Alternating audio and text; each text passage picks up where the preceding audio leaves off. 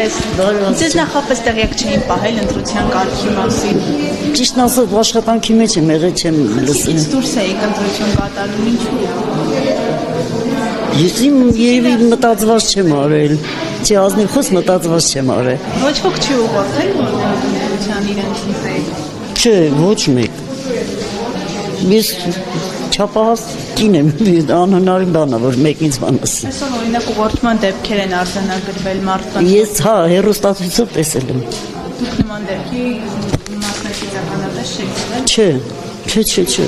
Իսկ հանուն ինչի ընտրեցիք, որ Հայաստանի։ Չեմ կարող ասել։ Պայծառ Հայաստանի համար։ Դե պայծառ ապագայի համար։